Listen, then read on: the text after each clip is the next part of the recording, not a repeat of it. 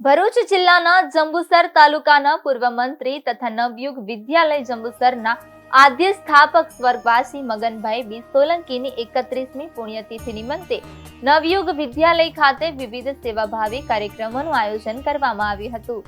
આ પ્રસંગે સ્વર્ગવાસી મગનભાઈ સોલંકીને શ્રદ્ધાંજલિ અર્પણ કરવામાં આવી હતી। સાથે જ ધ્વનિ બ્લડ બેંકના સહયોગથી રક્તદાન કેમ્પનું આયોજન કરવામાં આવ્યું તેમજ જરૂરિયાતમંદ વિદ્યાર્થીઓને ધાબળાનું વિતરણ કરવામાં આવ્યું હતું।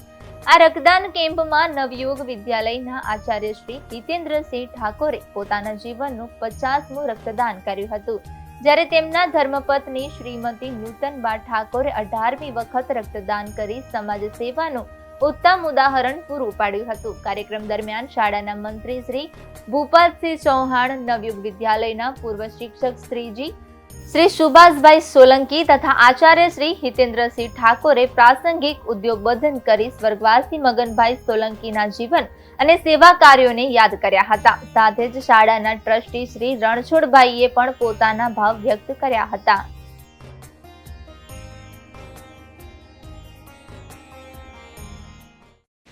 સ્વર્ગસ્થ મગનભાઈ બી સોલંકી જંબુસરના પનોતા પુત્ર અને તેમની 31મી પુણ્યતિથિ નિમિત્તે આજ રોજ નવયુગ વિદ્યાલય જંબુસર ખાતે શ્રદ્ધાસુમનનો કાર્યક્રમ રાખવામાં આવ્યો હતો।